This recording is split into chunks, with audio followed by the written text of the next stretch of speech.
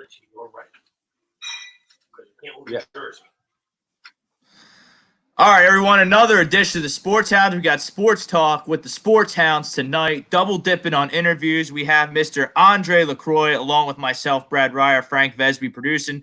Turron Davenport of ESPN. He covers the Titans. He'll be on in the 8 o'clock hour, talk some football. As always, the Sports Hounds are brought to you by Ambuck Services. Visit ambuckservices.com. Also brought to you by Specialized Physical Therapy. He's our doc. Make him yours too. Dr. Paul Vidal, 3 convenient locations. Visit specializedphysicaltherapy.com for more details on their service. We're going to get to the poll question, but right now we have original Philadelphia Flyer. We have newly published author. Certainly congratulations on that. Mr. André LaCroix joining the program. André, how you doing tonight? Thanks for being on the show.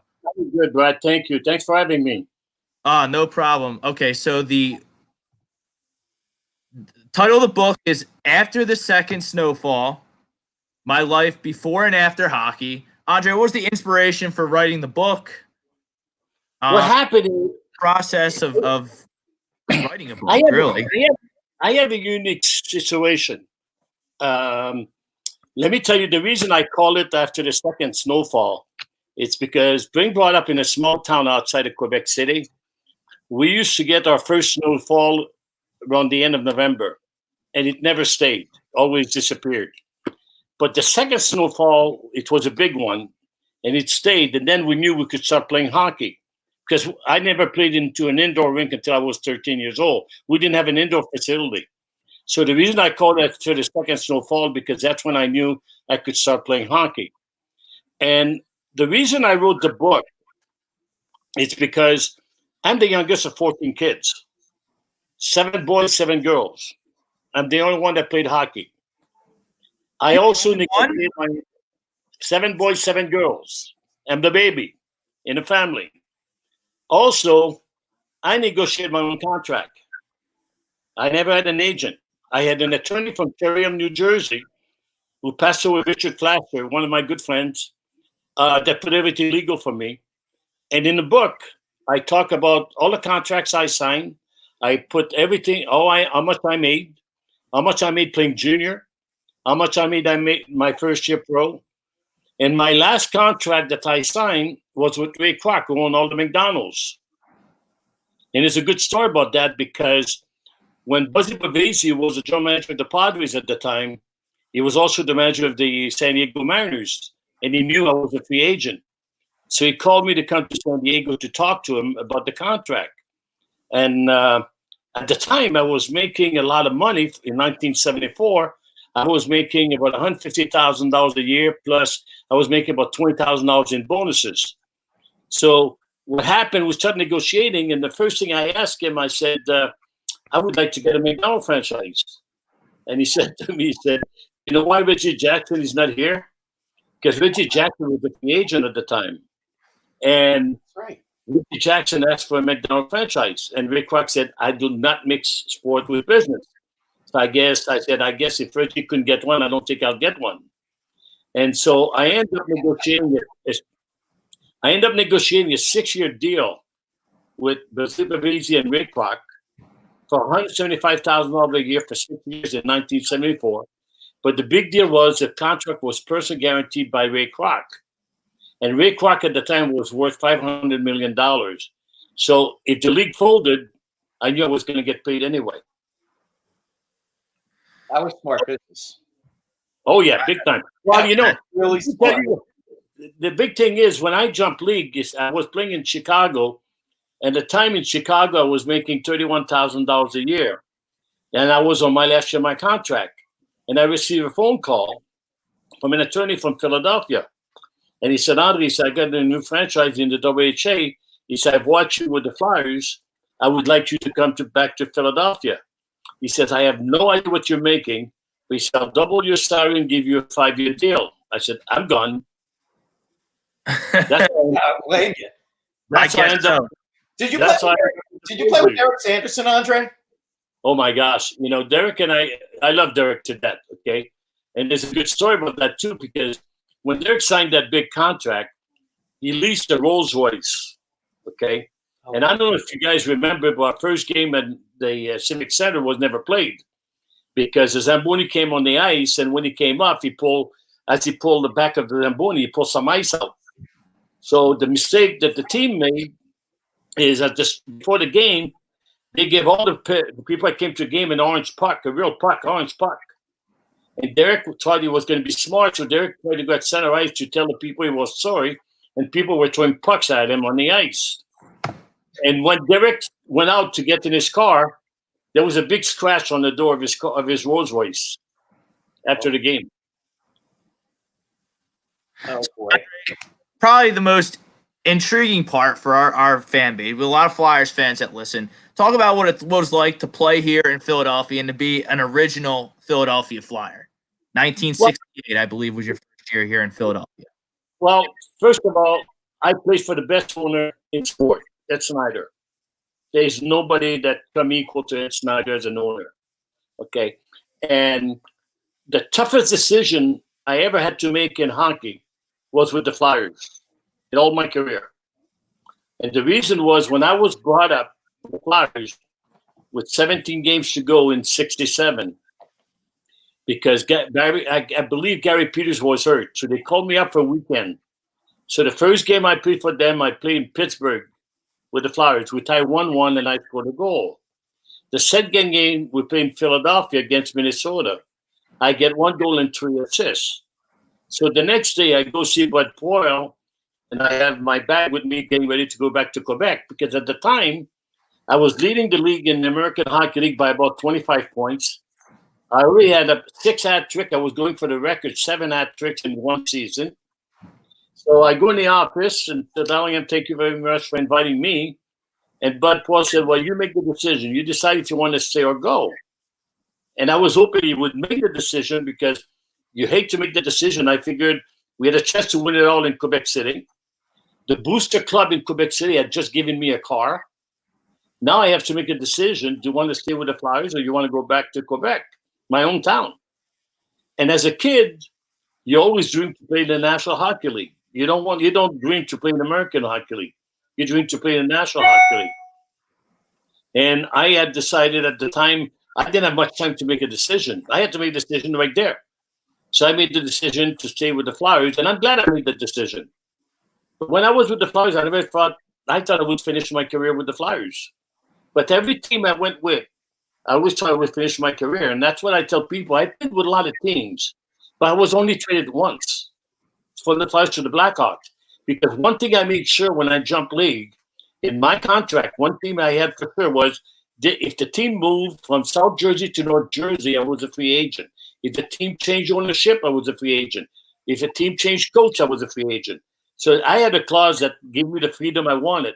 So all the teams I signed with them because I thought, listen, when I signed with New York, I figured they have to have a team in New York for the league survive. We'll last 2 months there. That's when we moved to that beautiful facility in Cherry Hill, New Jersey. You know, probably the worst league in hockey, you know. But that's hockey. But every team I went to, I thought I was making the right decision. I went from San Diego with Ray Kroc. I went to Houston, had won championship. I figured they're stable. Then at that point, they were not to make me left. That's when I went to Hartford, played for the Whalers. Right. Now that Whaler team that you played with towards the end of your career was pretty loaded, though. Yeah, the thing that's one thing that, I was disappointed because I was not happy at the end with the Whalers when I retired in 1980. And the reason I wasn't happy is because as you get older and you have success, you want to make sure people don't say, I wonder why he's playing. You want to make sure you're in better shape to succeed. And when I went with the Whalers the last season, the first year in the NHL, I was in better shape than ever before, and I was ready to have a good season. And the reason I was upset with them is because I fell short 4 points for 1,000 points in my career. I ended up with 996, and I wish I could have reached that 1,000, but the Whalers never gave me a chance to do that. Oh, that's a shame. Do you still have a relationship with the Flyers? The Flyers are notorious for, kind of taking care of their own, being part of the Flyers family. That's a big thing with that organization. Do you still have a relationship with the Philadelphia franchise? Well, some of them I have a very good relationship with Bernie Perrant and I. I mean, I tell a story. Bernie and I went to Carl's Cards and Collectible in Philadelphia, in Evertown, to sign an autograph about 2-3 years ago. And I had not seen Bernie in so many years. And as soon as I got there and Bernie got there, we just looked at each other. We just embraced each other because we were crying, basically. We were so happy to see each other. Because Bernie and I go back a long way. When I was playing junior in Peterborough, Bernie was playing for Niagara Falls. So Bernie and I we keep in touch. Bernie and I keep in touch, I tell people that, I said, you watch hockey today, you don't have any more Bernie Perrant, and you don't have any more Martin Brodeur. You don't have any good goalies anymore. They're all average. That's for sure. Andre, can you talk a little bit about the series when the WHA All-Stars played the Russians? Yeah, I think what happened is the Russians were probably one of the dirtiest teams that you ever played with, but they always tell you they're sorry. They hit you from behind. Zito used to say that all the time. They seem like they should be all Saint John, Saint Joe, whatever, but they're dirty. I mean, I remember a game in Russia. At one point, Kolomoff went around Rick Lee and scored a goal, and after he scored a goal, he went and he tapped Rick Lee on the backside. Ricky turned around and just punched him in the face. And they were going to put Ricky Lee in jail. Really. In Russia, you're not allowed to do that. So I think the Russian team that we played in 74 as a team was one of the best teams I've seen in hockey because they play the game the way basketball plays. They pass the puck where you're supposed to be. If you're not there, that's your problem. And also, we outshot them every game, but they only take quality shots. They were extremely disciplined. And I think one of the reasons they were so disciplined because either you play hockey or you end up in Siberia. That's true. That's true.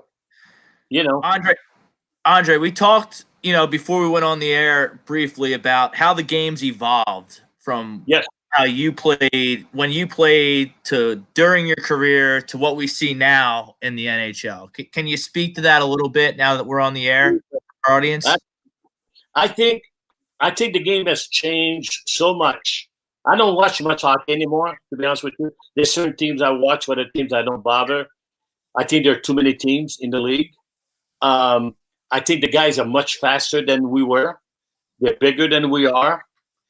I don't think they have as much finesse as the old days, to be honest with you. Okay. I just think that they have too many games. You see, when I played for the Flyers, to this day, I still believe today my team is the Flyers. Okay. Today, the guys don't care. They just want the money. Okay. They don't care if they play in Tampa Bay. They don't care if they play in Philadelphia. It's who's going to pay me the most. Okay. That's why when you look at Philadelphia, look how many players are staying in Philadelphia from the old days. The majority of them. Not just because they were treated well, but also they were part of the family. We had Booster Club in the old days. There's no more Booster Club today. That's, and also, if you look at the autographs today don't mean a darn thing because you can't even read the player's name. They just scribbled their name. If you look at all the autographs, Bobby Hall, Gordie Howe, my autograph, anybody that played when we played, you can read their name when they sign it. That's why today, if you buy somebody's autograph, you don't even know that's him who signed it or not. But money's changed the game, I think, for the worse, to be honest with you, because the one thing hockey players do today compared to other sports, I think they take good care of themselves financially. So if they play 2-3 years in the National Hockey League, they're safe.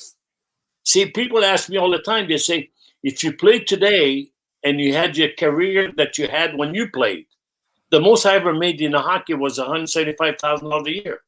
Yeah, I would probably make $1,000 a year this year in hockey now. But you know what? I don't think I'd be as happy as I was when I played. When I was with the Whalers, when we were on the road, Gordie Howe and I would go have dinner, and then he had to go check on the boys or these two boys to make sure they were not in the bar too long. We had relationship. I had a golf tournament for charity in Hartford. I would say, Gordie, I have a golf tournament in July. I would like you to come. He said, check with Colleen. That was his wife. And no. I'm not checking with Colleen. I'm telling you. You know, he said, I'll be there. Today, when I was living in Oakland, the Sharks used to invite me to their games. I used to find an excuse not to go. Then I had a hockey school. They said, you could have some of the guys to come and help you with the hockey school. And those guys were making millions. I said, that'd be great if they just come from the parents. They wanted to get paid. I said, forget it. I don't need them. I don't need them. So it's all about money today. When I played in the year, and then not because we're better, don't take me wrong here. When I played, we cared about the fans because the fans were paying our salary. Today, the players they care about their paycheck. That's all they care about. Well, that I believe that is true. Andre, let me ask you a couple of quick questions from me. The first time you play, your first game, who were your line mates? I had Leon Rochefort and Britt Selby. Okay. When did they have you playing with Nole? Because I do remember you with Nole. Well, I played with Nole in Quebec. See, that was the thing. Simon Nole, Jean-Guy Jean and I played in Quebec City together. Okay. And then when the Flyers, Stasiak was our coach, okay? And when Stasiak became the coach of the Flyers, somebody asked him a question. He said, because at that time they were going to bring Nole and Jean with the Flyers. He said, are you going to keep the French line together? He said, probably not. I said, I should have known then he was a bad coach. Because how can you not put the line together with the success we had in Quebec City? First of all, you start that line together. If it doesn't work, you change it. But if you have success with three guys together, why change it? Doesn't make sense, you know. So I should have known then. Okay, and also the best line you ever saw when you were playing. Pardon me? Who do you think was the best line? We had talked about this prior to the coming on. Who do you think was the best line you saw in the WHA? Well, I don't think you could see the best line because I have to think about the players that I felt that were more to my style. And Danny Lawson, for me, when I was with the Blazers, he had the speed like nobody had. And as a center, I used to tell Danny, let me have the puck. That's my job. You open up, I'll find you. I'll give it to you. And then he scored so many goals for me, and he helped me in getting so many assists. And the best left winger I ever played with was Mark Howe. Mark Howe became an Hall of Fame in defenseman, and Mark Howe could have been an Hall of Fame at forward as well. That's how good he was. Wow. Mark Howe. He scored 46 goals one year, right? Pardon me? Didn't Mark Howe score like 46 goals one year? Oh, yeah. Unbelievable player. And so unselfish. Was he a defenseman then, or was he a forward? He was a forward. He played both. Okay. He was good at both. He dominated the game at both. He was like Bobby Orr, really. Yeah, but those are Bobby Orr type numbers. I mean, it's ridiculous to be able to do that. That's just amazing. Oh, yeah. That's why people are amazing too. I mean, I got to tell you, you look at your stats. Your stats are like Wayne Gretzky stats. Well, you see, that's what people always ask me. What was your biggest memory in professional sport? And I said my biggest memory in professional sport was in 1974. And let's face it, in junior, I won the Richardson Trophy 2 years in a row. Only a handful of us had done that. I won scoring title. I won the MVP, you name it. But the biggest memory I have in 1974, it's when I had 100 assists in one season. I had 106 assists in one season. And to me, if you have 100 assists in hockey, in professional hockey, it's like batting 400 in baseball. Oh, and the reason I was happy with it is because Gretzky. There's only 4 players in the history of professional hockey who ever had 100 assists or more in hockey in pro. Wayne Gretzky, Mario Lemieux, Bobby Orr, and me. That's it.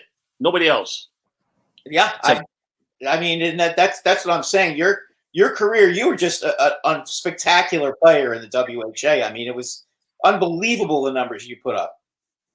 right, but didn't you say I was 5'5" at one point? I'm much taller than that.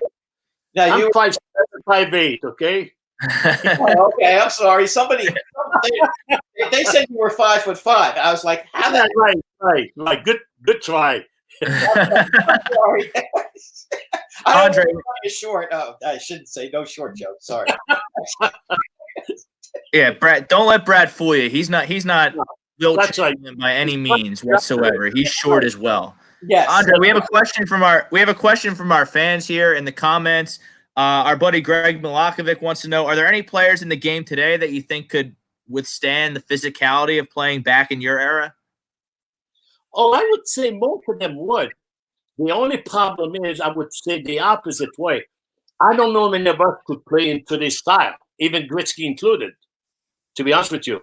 Because don't forget, when I played, I had like a bodyguard, basically, that allowed me to do my things, because if anyone came close to me, he would take care of it. When Gretzky played, Gretzky had Semenko to do it.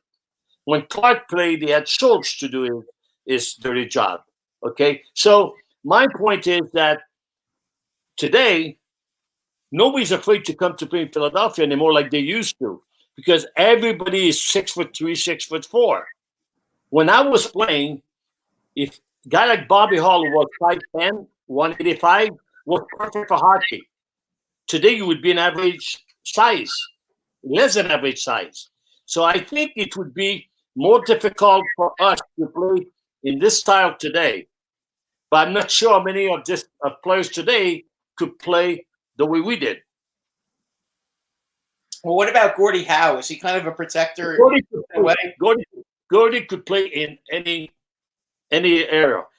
You know, people ask me who was the greatest hockey player. Okay, I think Gretzky was the best of his era. Bobby Orr was the best of his era, and Gordie was the best of them all. And the reason I say Gordie was the best of them all is because, let's face it, Gordie got all his points with 6 teams. That's all. They only had 16. In those days, there were not too many trades either. Gordie had to fight his way. They always had somebody on him to watch him, to make sure that, you know, he was not scoring too many goals. But as soon as the elbows came out, the guy stayed away from him, you know. So I think Gordie did so much in the time that he did, you know, that I don't think people can appreciate that as much as they do. All right, we'll take one more question from our comments here. Our producer, Frank Vesby, wants to know, what was your first impression of Wayne Gretzky when he started in the WHA? Well, you could tell. You could tell Wayne was going to be a great player. Like, when I played against Bobby Orr, Bobby was in Ottawa, I was in Peterborough in junior. And you could tell then that Bobby was going to be a great hockey player. You did not. And the problem in those days, don't forget, there was no draft. So today, I went to Peterborough because I was owned by Quebec Aces. Bobby Orr went to Ottawa because he was owned by Boston. Bobby couldn't have gone any place else. Doesn't matter once you paid him. He was owned by Boston because there was no draft. They made you sign the C form. The C form, you pay you $500, and that means you belong to them for the rest of your life. That's how Bobby ended up in Boston.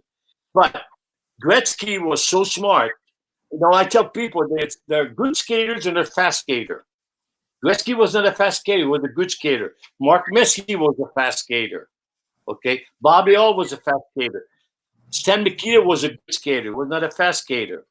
But I don't know if Wayne would be able to stand. I don't think Wayne would be able to stand behind the net in today's hockey like he did when he played. They wouldn't let him do that. They would take him out. It doesn't matter if Semenko was there; there would be somebody after Semenko. So the game has changed because I played the same type of game as Wayne did, like, you know, hold on to the puck and find the right guy. Today, they don't give you the time to do that. They just take you out completely. So that's why the game has changed now compared to when we played. We had more time to make plays then than they do now. Well, you also couldn't do 2-line passes when you played either. You know, Pardon me? The red line kind of messed you guys up. Okay. Well, that's why the worst league, people always ask me, what was the worst league you ever played in? Boston Garden. Because Boston I can imagine you couldn't. How could you pass the puck in that building? You couldn't, because the two lines was, and at the time they had the red line, and you had to watch a 2-line pass. Right. And they were so close to each other that screwed up my game completely in Boston. That was a big advantage for the Bruins. When you play on home ice, you get used to that ice. So that gives you a lot. Sure, they were big too, so that it was hard to get. It was hard to play against them. Absolutely. Absolutely. Andre, who's the best player you ever played against? The best player, Bobby Orr. Bobby Orr. Quick response. No doubt. But no doubt. No doubt. You know what, Bobby? If you get a chance, sometimes they'll show some highlights of Bobby. What Bobby would do is when Boston had the penalty, Bobby would take the puck, he would skate all the way out to the far blue line, then go back in his zone with the puck, then go back, then come back. So smart. Let's face it. He made Phil Esposito. He made all these guys in Boston. Okay, Boston would have never won the cup without Bobby Orr. There's no way. Oh, Bobby Orr was unbelievable. I mean, Bobby Orr. Oh yeah, no doubt. Bobby Orr was just. I mean, as a Ranger fan, we had Brad Park, but Brad was a good player too, but nobody was Bobby Orr. Oh no. See, Brad was more like Ray Bork. Okay? Yeah, I would agree with that. I would agree. They're both great defensemen, and to me, Mark Howell was like Bobby Orr. That's one heck of a great defenseman with the Flyers. That's for sure. Well, the thing is, Mark could do so much, and Mark, everything was effortless. You could skate like the wind. He could shoot. He knew where the puck was going all the time. He made beautiful passes. Defensively, I looked at one of his stats, and I think in his whole career, he's plus 400, which is unheard of. That's unreal. That's unreal. Every year that he played, he was either plus 30 or plus 40. That's unbelievable. For defenseman, because he played a lot. He played killing penalties, played a power play, played a regular shift. See, defensemen, they can get a lot of minus because they ice a lot. Not Mark Howell. That was unbelievable. Andre, just to bring the kind of interview full circle here, second part of your life, we talked to your son before we came on the air. You have a series of hockey rinks. Why don't you just tell the folks what you're doing these days in the second part of your life? I know you reside in Cleveland, Ohio now, so you just kind of explain that. What happened is I tell people, if you have a chance, don't move where your kids are. Go visit them. And the reason I say that is because I moved to Cleveland from Oakland, California. And I'm glad I did. Don't take me wrong.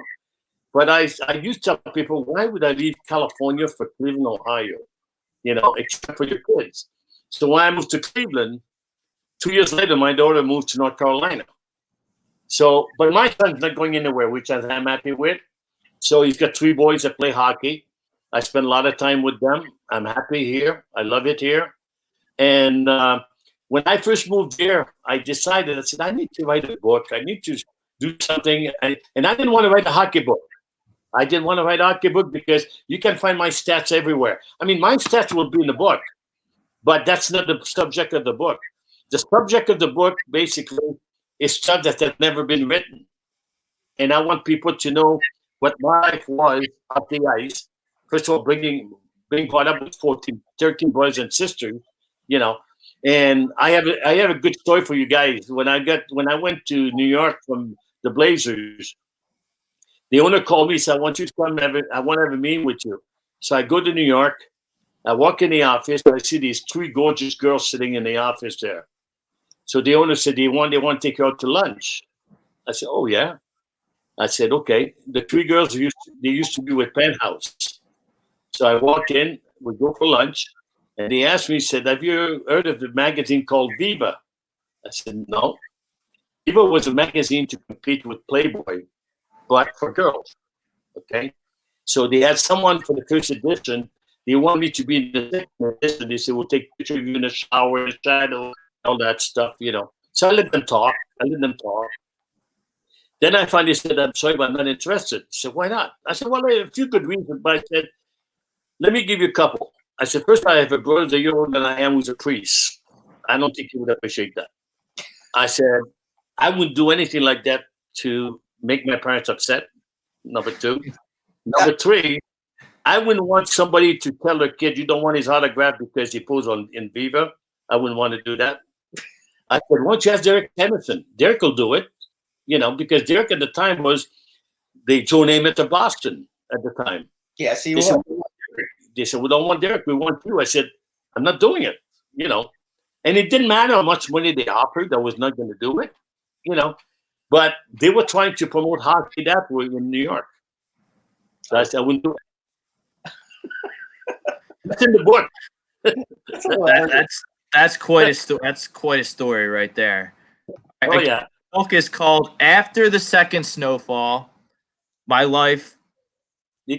Let me get the title right. Let me get the title right here. After the Second Snowfall, My Life on and Off the Ice.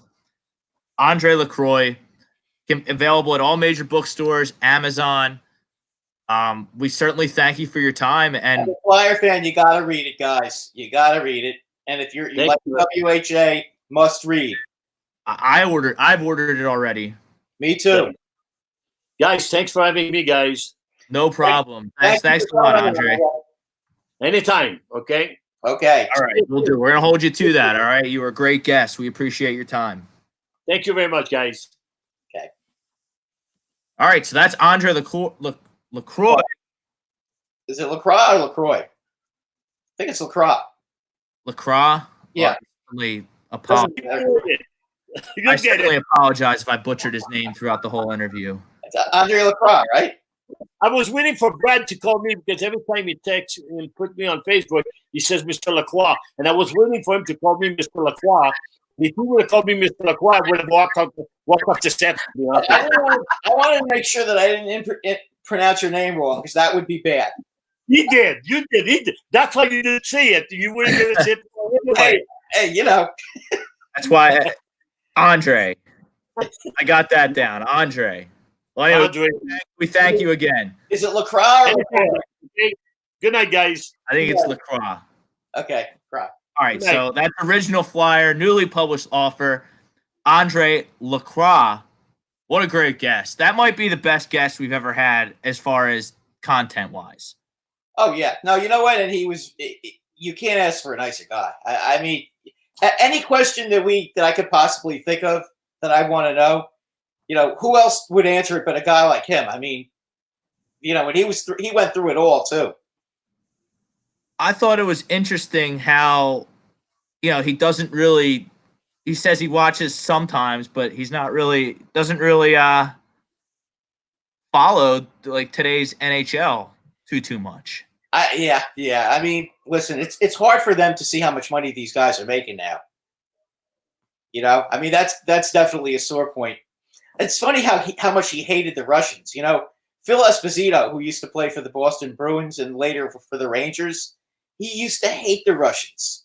I mean, he used to accuse them of wiretapping his room and all kinds of crazy things when they were playing in Russia. So, I mean, those guys really did not like the Russians. It's amazing. And how about the Sharks players trying to get paid to do his hockey camp? That's just, that is so low class to do that. I mean, come on, guys. They want to get paid. They're with all the money that they're making, and they can't just donate their time. I mean, they're promoting their team by doing that. They shouldn't have done that. That's just not right. How about just advancing the game of hockey to a younger generation? Exactly. That's the whole. Plus, you know what? Los Angeles had all the advantages too. The fact that they had the Kings and everything. No reason for that. So I don't get it. That's just, I can understand why he's got a little problem with the players of today because he's not wrong. A lot of them do play for a paycheck. I don't think that's necessary. I think some of them really do love the game, but there's too many of them this is in all sports that are more worried about the paycheck than anything else. And I get it, but I mean, you got to love the game too. And you could tell he really loves the game. And I also thought it was interesting that he thought that the players today could go back and play in the older era, but maybe not so vice versa, including Wayne Gretzky. Yeah, no, I know. I heard that. It's interesting. That's interesting. Do you think any other major sports are? Hockey is a little different. I mean, it's just That's my point. Yeah. The nature of the game is different. First of all, you have no red line now. It used to be, the red line, if you pass the puck from your own end of the ice, past the red line, that was offside. Yeah, it's a 2-line pass. Right. now there's no red line. So you could pass as soon as you get out of your zone, you could pass it to somebody. You could pass it to a guy to the opponent's blue line.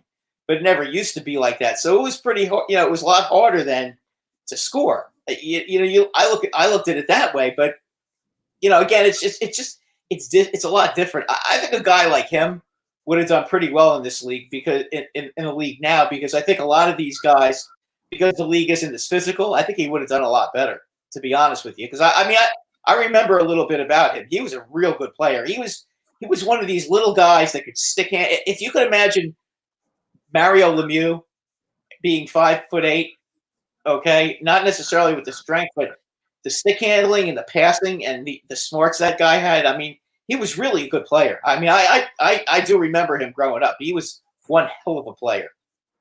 So, can you compare him to a player that's playing today for younger people like me to kind of put it in perspective, what kind of player he was? Yeah, I think if you take a look at Artemi Panarin, they play the same kind of. He plays the same kind of game as Artemi Panarin. Artemi Panarin is not a big guy. No, he's very similar. If you notice, the skill set, that's how he played. I don't know how happy he would be hearing me compare him to a Russian, but sorry, Andre, if you're still listening, I don't mean it that any derogatory. I love Artemi Panarin, but I think that's kind of similar. He has a similar style. How patient he was with passing the puck, and Gretzky too. He was kind of like Gretzky too, where he liked to hold on to the puck and wait, and then make the pass. And then how about the Mount Rushmore of assists? Andre, one of 4 players to ever have 100 assists in a season. The other 3 were Mario Lemieux, Wayne Gretzky, and who was the Mario Lemieux, Wayne Gretzky, and Bobby Orr. Bobby Orr, thank you. And without hesitation, he said Bobby Orr was the best player he ever played against. Yeah, well, back then, there was no question about that. Bobby Orr back then was just on another level. Just completely on another level. And how about how ahead of the time he was with his contract negotiations? If you, Andre, yeah, and you know what? If you move the team, I can be a free agent. If you change the coach, I'm a free agent. If anything happens I don't like, I can be a free agent. So he had it figured out. No, he was a real smart guy. I'll tell you what. If you look at how much money he was making back then, he was making more money than Roger Bear, John Rattel, Bobby Clark, all those guys. He was making a ton of money to play in that league. And if you take a look at some of the guys that league got, they got Mark Tardif to play there. Mark Tardif would have been he's right. He would have been a Hall of Famer if he was in the NHL. He was that good. And you had guys like Rick Lee who were in there. Wayne Gretzky played there for a year. Messier played there. Anders Hedberg played there. He had said when we were just talking to him before we got on the show that he thought the best WHA line that he played against was Lemieux. Hedberg, Hall, and Nielsen. I mean, that's a hell of a line. Unbelievable. Great guess. We'll have to reach into the vault and bring him back. We will. I'm sure. Probably sooner rather than later based on how well that went. Yes. Great review. Yeah. If you missed anything on the Sports Hounds, obviously we're streaming live on Facebook, Periscope, Instagram. You can stream us in podcast form on Spreaker, Google Play, iTunes, Spotify. We have all shows all on iHeartRadio as well. 11 ways you can listen to all the content here on A2D Radio. It's blowing up here in the coronavirus. People are sitting around. They don't have anything to do. They tune into A2D Radio. They get great interviews like we just had with André LaCroix. We'll have another great interview, about 20 minutes or so. Turron Davenport of ESPN will join us. We'll talk. That's going to be a lot of fun. I boned up a little bit about the AFC South. We have the beauty of Turron, Brad, is that he's covered the Redskins. He's worked here in Philadelphia. He's worked all over the league. He's just a great football mind. Everyone that has met him, that heard we were having him on the show, said we're really going to enjoy him. And we'll look Yeah, to no, I'm looking forward to talking to him. soak up his football knowledge. But let's get down to business. Let's get into our poll question of the night, brought to you by Specialized Physical Therapy, Dr. Paul Vidal, 3 convenient locations. Visit specializedphysicaltherapy.com for more details on their services. Brad, we're in a hockey mood here in hour 1. Will there be a Stanley Cup champion crowned this season? Do you agree? Do you disagree? Disagree. So you think they're going to cancel the season? Yeah, I just don't see how they're going to be able to play, Rob. Unfortunately, you take a look at the virus, okay, and the statistics and the amount of people that are dying. They still haven't been able to open just for regular business in a lot of places. I mean, I just don't see it. And I can't see them playing without fans. How are the owners going to make money doing that? Well, TV. Yeah, but it's not. When people the TV contracts are more lucrative than the jersey sales and the ticket sales and the. Yeah, no, I get it, but hockey's a little different than the other sports, though, Rob. Hockey is one of those sports that people go to the games. That's kind of the thing. Hockey is not as good on TV with the general public as it is going. That I 1,000% agree with. That's the problem. When you go to the best live sport there is. Yeah, when you go to the game, it's just such a rush. But when you watch it on TV, I mean, listen, and nobody loves hockey more than I do. Okay, but when you're watching it on TV compared to being at the game, it's just not the same. You may be emotionally involved, but when you're at the game, you're really emotionally involved.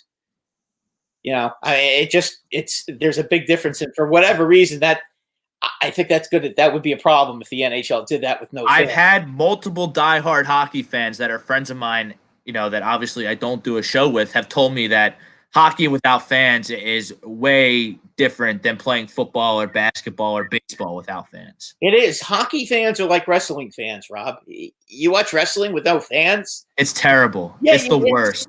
It's unwatchable. I can't believe they did WrestleMania without fans. Yeah, it's unwatchable. I mean, and I have to admit, I've been watching some wrestling on. I got the WWE live stream, and I've been watching some of the old matches with Hogan, and Stone Cold and those guys. Yeah, I mean, with no fans? Are you kidding me? Yeah, what's the point of Stone Cold? Those gyrations with Hogan, you think that would work with no fans? Yeah, you can't Hulk up with no fans. No, and Stone Cold with the beers and stuff with no fans. I mean, come on. Wouldn't work. Yeah, I mean, listen, I'm not really that crazy about wrestling now because I'm not there.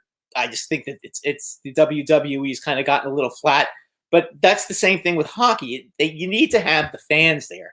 It's just not the same. It's baseball. You can kind of get away with that, because it's just baseball would probably be the easiest. Yeah, I think baseball would be the easiest. Football, I think you can get away with it too. But hockey and basketball as well. Basketball is another sport without fans. I mean, without hearing the organist playing defense all the time, and getting the fans all involved. The going nuts every time a team makes a three. I mean, it's but I think basketball will be the easiest to do without fans. Yeah, but the home court advantage with the fans being there is huge. I mean, I can't deny that, but even if they restart basketball, it seems like it's going to be in Vegas or at the Worldwide at Disney in Orlando. It's going to be like a big AAU tournament. Yeah, probably. I mean, there's not going to be you can't play sport. There's 3 states, maybe 4 states you can't even think about playing sports in, traveling to. That's New York, that's New Jersey, that's the eastern part of Pennsylvania at least, and probably Connecticut. Maybe Massachusetts as well. So that's 5 states. Yeah, and I mean those 5 states in the Northeast. I mean, it's going to be probably a long while, probably till at least the fall, where you can play a true home game for those franchises. Yeah, I don't see hockey being able. I mean, I know that they're trying. I know they really want to play, and I really hope they do because this was really a fun season. I'd like to see it come to play it out. I'd like to see somehow that they could play it out, even if it was a tournament, like maybe 24 teams make the playoffs and they have 1-game tournaments, maybe in Vegas or wherever is safe for them to play. And just play 1-game tournaments until you get to the Stanley Cup Finals, and then you make that best out of 7. something like that. I mean, that would be at least we get a little our fix in, and they could declare a champion. But I mean, I don't know. I just don't know if they could pull it off. I don't know if it would be safe. That's the problem. Well, I mean, this whatever you want, quarantine, have you? These rules are kind of going out the window because this is really the first nice weather stretch that we've had. Yeah, I know, but it's not the virus. It's been way colder than normal. It's been rainy a lot. So now we're up in the 70s and 80s and it's sunny every day. People are going to be itching. So, we see it on the news throughout. People are kind of, just kind of doing their own thing, not really listening to. But nobody's going to stay home and watch sports when it's beautiful outside. I mean, they're supposed to. Well, yeah, but you know how people are. If once they say you can go out, if they're not totally sure that it's going to be safe, I just don't know if people are going to stay home and watch hockey and basketball when it's beautiful outside in the middle of the summer. I mean, the games will be at night. Yeah, I guess so. Maybe they play all day if it's if there's only a few sites, but people are going to watch. Yeah, I guess they will. I mean, there's people like us that need to talk about it. We'll watch. I mean, and listen, I guess you could listen on the radio too, but I mean, it just, I don't know. It's hard. It's hard to do it with other sports. Baseball, now, are you still in full effect down there in Ventnor? Yeah. I mean, we're walking stuff like that.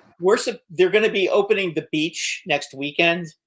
But you can't. In Ventnor, you can't sit. You can't sit. You're allowed to run. You're allowed to walk. You're allowed to bring your dog on the beach. Right. But you're not allowed to play sports, and you're not allowed to just sit. You have to. You're not allowed to plop your ass down and just hang out. You can't go in the. Not that anybody's crazy enough to go in the water, except the surfers. But the thing is, in Atlantic City, you can go. I mean, there's no restrictions at all in Atlantic City, but nothing's open, so. That kind of takes the starch out of it. And then if nothing happens, I don't see how. I know that the NFL is supposed to, maybe Toronto will have some insight on this, but the NFL is set to release a normal schedule at the end of the week here. And they do have a contingency plan. Yeah, we'll have to, but in a late February Super Bowl. The NFL might be able to work around it because they don't start till September. There's no way there's no football. No, they'll play. There might not be college football, but there'll be NFL football. It's way too big a business for them to miss out on. They'll be playing football. Yeah, but they're not playing baseball though yet. Well, then again. Did you see the tweet from he used to play for the Twins, Trevor Palouf? I'm not sure where he's at now, but he tweeted out today that he heard from a couple of sources that June 10th was going to be the opening of a second spring training, and then July 1st, they're going to start playing games. I could see that. I could see any time after Memorial Day. I just think they're going to have to wait till, I think by Memorial Day, it's going to go through. It'll go through and things will start getting better. I actually got a call today from my job to find out, what to check on me to make sure I still wanted to come back and everything else. But so, to me, just hearing from them is very good news. So, I'm optimistic that things are going to start turning around pretty soon, So, if they reopen the state, I'm confident that sports are going to start getting reopened too. Because we've had, the state of New Jersey has really been a hotbed for the disease, especially North Jersey. So, Verified One checks in. I would love if the NFL plays, but it's not looking good. He's right. And I don't think Justin Trudeau, the Prime Minister of Canada, is going to be allowing anything like that in Canada. No. Any players that enter Canada are going to be subject to a mandatory quarantine. So, the NHL, they're not going to be able to play in Canada. It doesn't look like he's going to be allowing that. The NHL in particular is going to have a tough time because a lot, there's so many European players. I just don't know how they're going to do it. I hope they do, but I just don't know how they do it. It's going to be really hard.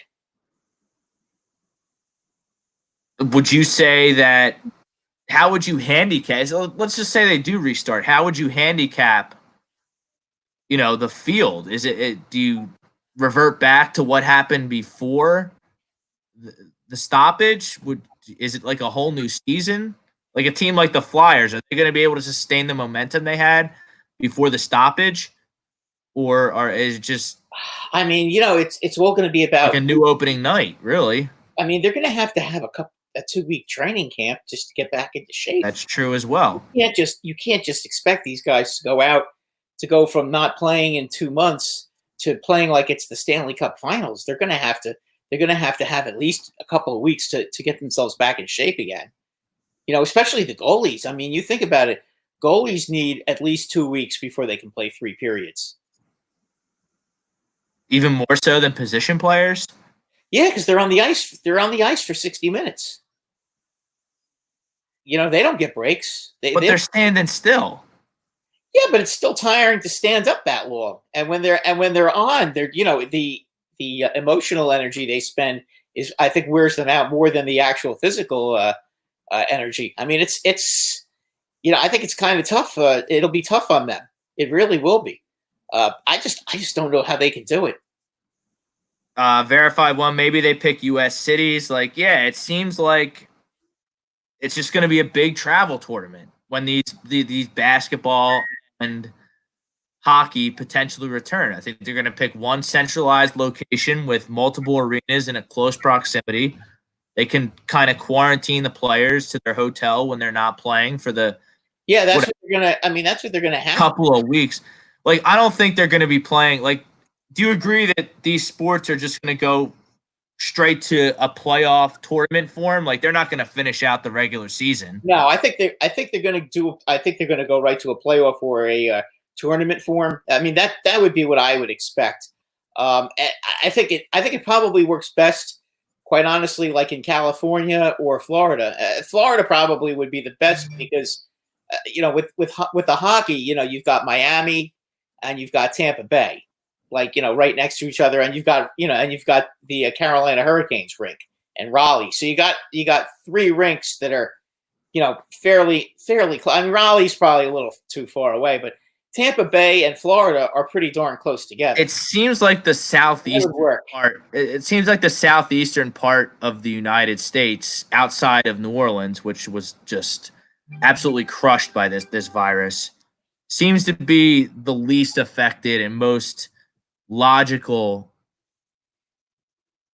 destination for these type of tournaments that at least I envision happening to crown champions in both hockey and basketball. I mean, Charlotte, you could play hockey in Charlotte. I mean, I know it's not where the Canes play, but they could play hockey in Charlotte because Charlotte's is almost in South Carolina. And it would be very easy for are they the Hornets now? Charlotte, they're Hornets, right? For basketball? Yeah. Yeah, the Hornets. Yeah, it would be very easy for the Hornets management to put an ice hockey rink, underneath the basketball court. Michael Jordan. Michael Jordan would love to be at the epicenter of that, I'm sure. Yeah, I mean they could do that, and then it's pretty close. And in Atlanta, I'm sure they could do that in Atlanta too. So that whole in Georgia, Florida, that whole small area, I think it's all close enough together that you could play a bunch of games at the same time, and get everything together, and then have a quickie tournament and at least have a champion. I think that they want to. They should. That's what I think they should be trying for. Trying to finish the regular season to me is just getting greedy. You're not going to be able to do that. There's not enough. You don't want to screw up 2 seasons either. Pete Evans checks in. Great interview with Mr. LaCroix. Thank you, Pete. You check out Pete tomorrow, 8:00 on Birds of a Feather. Also on Birds of a Feather will be Michael Wesley Chromiak. He believes a cup champion will be crowned. I hope so. I hope so too, because I think the Flyers have a hell of a chance if they're able to sustain any kind of momentum. They're really good this year. They're really good. I mean, and your Rangers were also surging, so we'll see if they can. Yeah, and you know what? Now they got Chris Kreider back, because he'll be healthy to play, so that'll help. And they have Nolan Patrick back. Who knows? Hopefully, I haven't heard any news. I heard news on him a couple weeks ago, but haven't heard anything since. Oh, it's been a while. Working out is probably tough for these guys staying in shape. That's why you need the training period. But yeah, well, yeah, but I mean, but they're they're working out at home. All these guys have gyms in their houses. That's the one thing they do. They just I have, know, but lifting weights and skating around is well, yeah, they have to get different. the legs. That's going to be the tough part. But like a team like the Islanders, who were kind of scuffling, they were going into the quarantine. They were going down the drain, and now they get new life because they'll be able to start fresh again. So there's a lot of different. Yeah, it's going to help some teams. It'll help the Pittsburgh Penguins because Crosby and Malkin, they get healthy. Yeah, they get a break. They're old, but they're going to be in midseason form, and they won't be getting tired. Well, yeah, if you dangle a carrot like a Stanley Cup champion over a condensed 2-3 week tournament, I mean, yeah, and Ovechkin, I mean, could very well be hoisting a cup again. As the Capitals too. I mean, they're an older. I'm not going to say they're old, but they're not young anymore. You put the Capitals, and then you're going to have, you're going to have those guys, Ovechkin and those guys. They're, Oshie. They're not young players anymore, but they certainly, Nicholas Backstrom, they certainly are going to get, have their second wind, and they're going to be very tough to beat at that point. And then we talked about teams getting healthy. How about a sleeper team in the NBA? If this NBA team, New Orleans, this gets rolling, well, how about the Nets? It looks like Kevin Durant is going to be able to play. That's true. That's true. I didn't even think if this gets going again. Maybe 7 seed right now in the East. Kyrie could come back too. Kyrie, he had shoulder surgery. We'll see. Yeah, I don't know. But Durant, you're right about Durant. Never even actually thought about that. So, I mean, you had Kevin Durant. I mean, I'm not trying to play the Nets as the 2 seed. I guess the 2 seed, I don't have the standings up in front of me. I haven't even looked at standings in a while. Who's the 2 seed? Toronto, Boston? If I'm Toronto or Boston, I'm not trying to see a Kevin Durant-led Nets team in the first. No, they wouldn't want that at all. No, I would agree with that. I mean, it'll be interesting to see what happens if they expand the playoffs, which I think they would because a lot of the teams that are close to making the playoffs, I think it would be a money grab for them to do that. So to be honest with you, the one team I would not want to play if I was any of these NBA teams would be New Orleans. We'll see. We don't want them in the playoffs because Zion is playing now, and Zion looked awfully good. I mean, he looks like Zion's a stud. I've been telling you, anyone who didn't see Zion as a potential in Zion, get their heads and their eyes checked. Yeah, he's a keeper, and he does everything with authority. Yep, more athletic Charles Barkley. Yeah, I think you're right on point. In my comparison, since we started talking about him as a freshman at Duke. So did you catch have you caught any of the Last Dance, or are you still living under your rock? No, I'm still kind of living under my rock. I saw a little bit with Rodman the other day. Well, you should watch the ones that aired last night because boy, oh boy, did they have a war with the Knicks in the 1993 Eastern Conference Finals. Yeah, I remember that. Is. The Knicks were a damn good team. They had Ewing and Oakley in their prime, and John Starks was a pain in the ass. And they had Allen Houston too. Allen Houston as well, a sharpshooter. Derek Harper. They had a real good team back then. That's the most impressive team.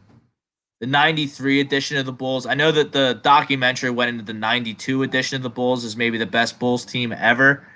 But that 93 team, what they went through between beating the Knicks, and Charles Barkley was out of his mind in the 93 finals. He was the MVP of the league that year. I remember that season. I mean, they had Danny Ainge and Dan Marley, and the Suns were loaded that year. They had a great team that year. And didn't they have KJ too back then too? I'm sorry, was that? Yeah, KJ too, right? Kevin Johnson? Yes. Yeah, he was a big time player too back then. So for them to beat the Knicks and the Suns back to back like that, I mean, like, I get it. He beat Magic and the Lakers for his first title in '91, but that wasn't the '80s version of Magic that he played. No, Magic was not. Magic was starting to get old. So was Larry Bird at that point. So it was a little different. More really at that point, the two teams that Jordan had to face in the East were the Knicks and the Magic. Not the Magic. The Knicks in Indiana. Yeah, and then obviously they dethroned the Pistons to get to the '91 finals, and were able to. Right.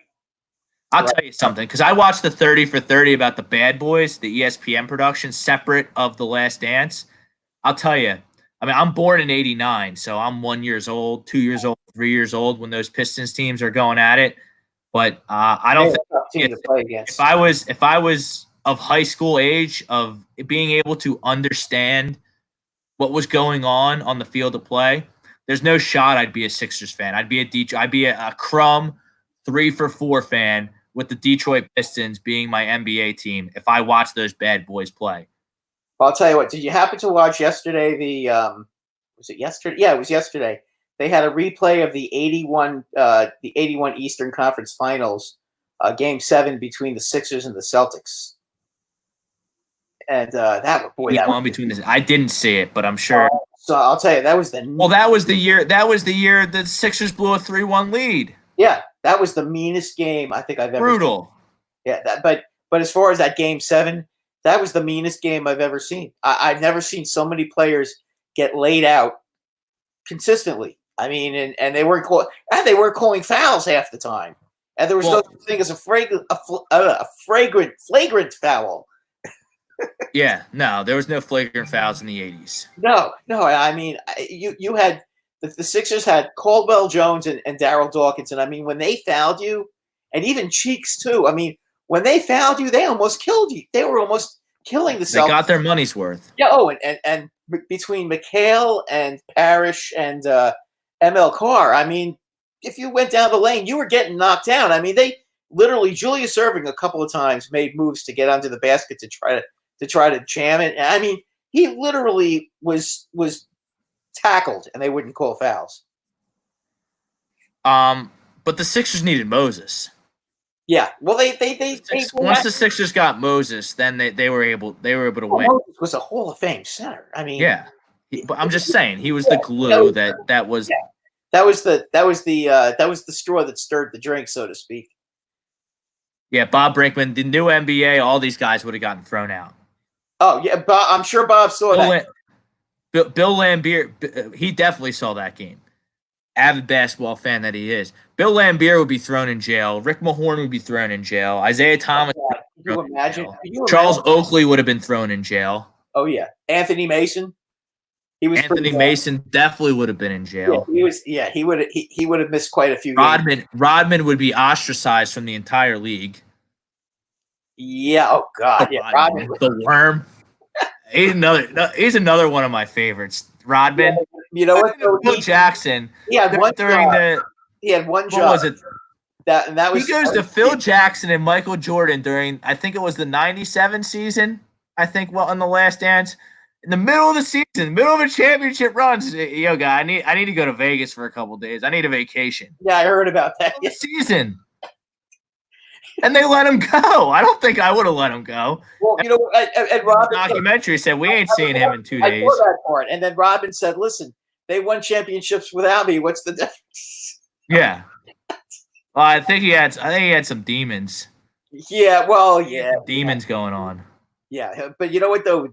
The guy was a great defensive player, and boy, could he rebound. It didn't matter how big the guy that he was guarding or going against for a rebound. He could get between any game. He could hit 20 rebounds. Any game. You never knew. And then, we hear it all the time with Scottie Pippen about him being overrated, about how he was only good because, Not true. Not true at all. I hope this documentary puts in perspective how good a player Scottie Pippen was. Oh, Scottie Pippen was great. He's an all-time great. Yeah, one of the best defensive players in the history of the game. And he could score. He could score. He was a perfect secondary piece for Michael Jordan. Well, he took he took your Knicks to 7 games by himself as the lead. I know he did. That's the whole 94 when Michael Jordan lost his damn mind and went to go play baseball. And if it wasn't for Hugh Hollins calling a invisible foul against, I think it was Pippen for hitting Hubert Davis, and then Hubert Davis making the 2 foul shots in Game 7, the Knicks may have not even won that series. I mean, the Hugh Hollins call is folklore for the Knicks. I'm sure it's an aggravating thing for the Bull fans, but the Bull fans got enough championships. I don't think they could complain all that much. I mean, 6 championships is a hell of a lot. Do you think Jordan and the Bulls would have went 8 for 8 if he didn't go play baseball? Yeah. Oh, without a doubt. They would have went 8 for 8. Yeah. You know why? You take a look. They beat everybody. They were the team that beat all comers. It's not like they kept beating the same team over and over again in the West. Okay. No, but 8 for 8. Wow. You think someone could have snuck one in? Who? Houston wasn't going to beat them. Houston was a one-man team. They had Hakeem Olajuwon, who was a great player, but Houston, as great as Houston was, they would not have. There's no way they would have beaten the Bulls. There's just no way, because the Bulls used to throw those 3 centers at Ewing all the time and get Ewing in foul trouble, and hack him and bang him and tire him out. And they would have done the same thing to Hakeem. I mean, they had 3 centers they used to use back then. If you remember, they had Wennington, Cartwright, and Longley, and they used to play all 3 of them, bring them all in. And they had Horace Grant and Cartwright. They used to hack at Patrick Ewing and bang him and smack him. And Patrick Ewing would run out of gas in the 4th quarter and not be able to hit big shots because he was just so beat up because these guys – he had to play against 3 different guys, and they would beat the living hell out of him. They were so good defensively, the Bulls. Yeah, and then you had people forget how good Ron Harper was. Ron Harper was a tremendous talent. And then he went to the Clippers, and he was damn good with the Clippers too. But I mean, just an unbelievable team, an unbelievable coach in Phil Jackson.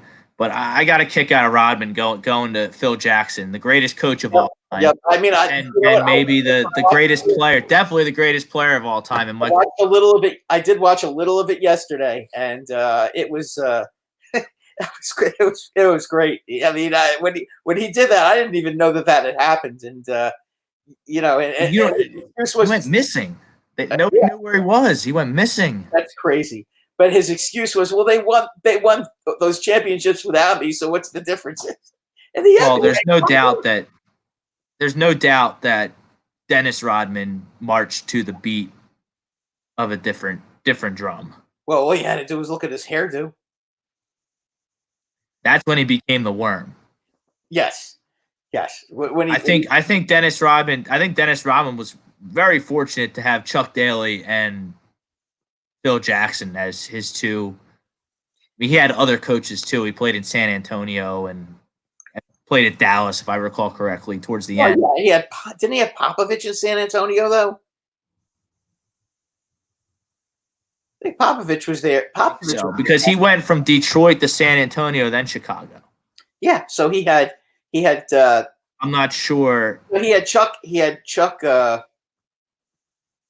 What was his name? Chuck. The coach. What, Chuck Daly? Chuck Daly. Then he had Daddy Rich. And then he had Jackson. So I mean, but do you think he's a Hall of Famer if he doesn't have that? Who, Rodman? Yeah. Do you think he's a Hall of Famer? Was he one of the best of all time? If he doesn't, well, he was the only problem with him was he was really one dimensional. But I mean, I think he is, because you know what? If you look at all the scorers that are in the Hall of Fame that didn't play a damn bit of defense, they played no defense. Dominique Wilkins didn't even bother playing defense. Didn't bother. That's why he never won a championship. Carmelo Anthony, who will be in the Hall of Fame, by the way, didn't play a damn bit of defense either and scored a lot. They're on the Hall of Fame. I think if these writers are actually smart and watched him play and saw how good he was defensively, and what an unbelievable rebounder, passer, and unselfish player he was, I think he should. I think he was towards the end, he was crucial in them getting those last couple of championships. Big time. Yeah, I mean, they were 72-10 with him on the team. They never had a record that good. You know, what was their best record? Like 65 or 66 wins? They never won that many. I mean, they won 72 games with him. That's unbelievable. That's unheard of. You mean their record without the best, because they won 72, then the Warriors broke it. Right. The Warriors went 73-9, but they were 72-10 that one year. Right. 72 wins. That was with Rodman. You're talking about their best. The Bulls' best teams was when they had when Rodman was on the team. I mean, they were unbeatable. I mean, it was very hard. The reason the Knicks gave them so much trouble was because the Knicks were just as mean as the Bulls were. And the Pistons, right, but in 93, they didn't have home court advantage against the Knicks in the Eastern Conference Finals, nor did they have home court advantage against the Suns in the NBA Finals. No, that was the year of the Charles Smith Memorial. When Charles Smith he couldn't put the ball in. He couldn't dunk it because Jordan kept getting in the way. Jordan could outjump a 7'3" power forward, supposed power forward, who was probably one of the biggest wimps in the NBA, or maybe in NBA history. I mean, I was just about to say, no disrespect to Charles Smith. I mean, I think if Ewing had that opportunity, Ewing would have just dunked it. Ewing would have dunked it. There's no way he would have stopped him down there. But Charles Smith was just being a wuss. He didn't want to try to, for whatever reason, I don't know why he didn't just take the ball and slam it down, but he didn't, and they lost that game, and that they lost the series when that happened. Because you knew they weren't going to win in Chicago. There was no way that was ever going to happen. All right, Brad, waiting for Turron Davenport. Hopefully he checks in soon. We transition to the NFL. I just got an alert on my phone. They are going to announce the schedule Thursday, May 7th. So that's this Thursday. They're going to announce the schedule. They're going, as usual, to start. Obviously, we have the NFC East. We were going to talk some AFC South tonight. If Turron checks in with us, I want to know what he thinks. I want to know what he thinks of the Tannehill contract. Is Tannehill gonna be a franchise guy, or was he just kind of a flash in the pan last year? Well, what I would want to ask him is, I mean, the Colts went and got a really good wide receiver in the draft to go with T.Y. Hilton, okay? And is Tennessee's defense going to be able to stop that team? Are they going to? The Colts drafted Michael Pittman out of USC. Yeah, Michael Pittman is the perfect. Is the perfect second receiver, if you will, for T.Y. Hilton. I think that's a perfect combination. I think that's going to be very tough for Tennessee. You know what? My problem with Tennessee, Rob, is that they're too much like the old Jacksonville team when Jacksonville was good. Which Jacksonville team? The Jaguars. But the one that upset Pittsburgh in the playoffs and then 2017. Okay. Yeah, that team. If you could please tell me the difference between that team and the Tennessee Titans team, I'd like to know. Just that's what I would want to ask him is, what makes him think? And then the next season they kind of fell off the face of the earth.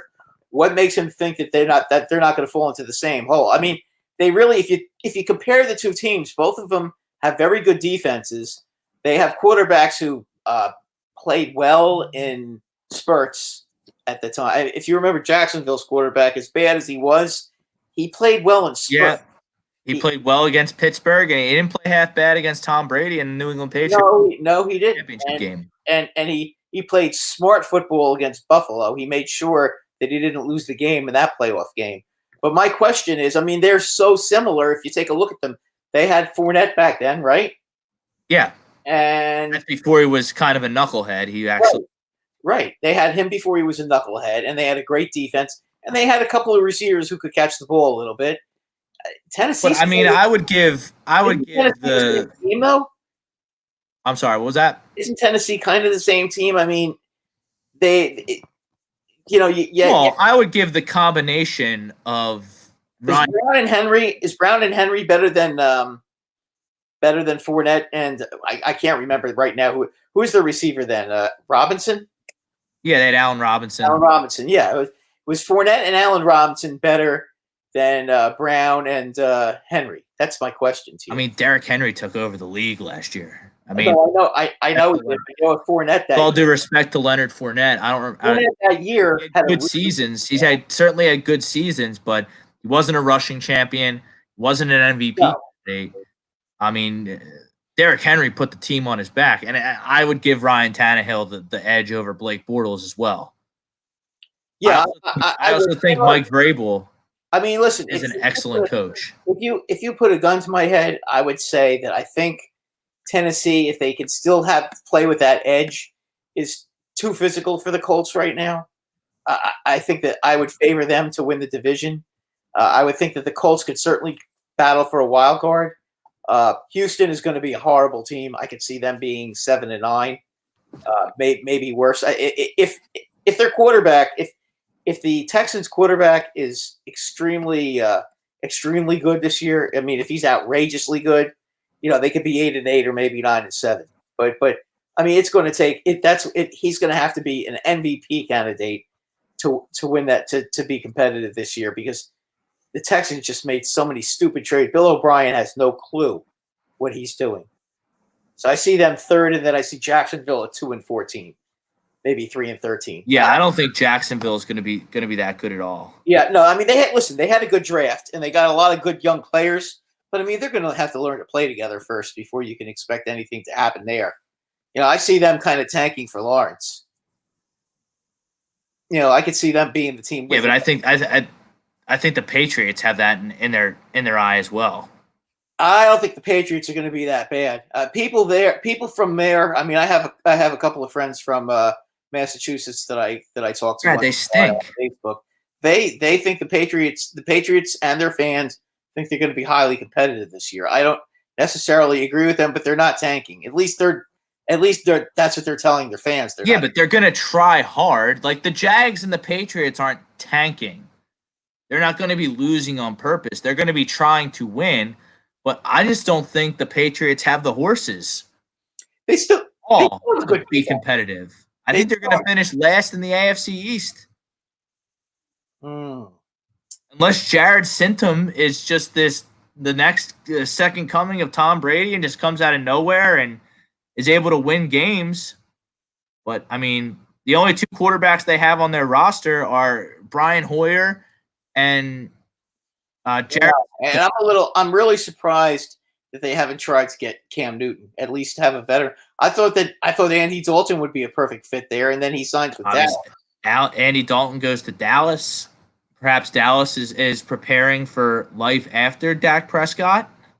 I don't know about that. It was only a 1-year contract, wasn't it? Right, but if Dak doesn't show up and Andy Dalton has to play. Right. Well, if Dak is going to insist on, I'm just saying it's a cover their ass type signing. Dak. But if Dak is going to insist that he needs $40 million, he may not be playing this year. I mean, I wouldn't listen.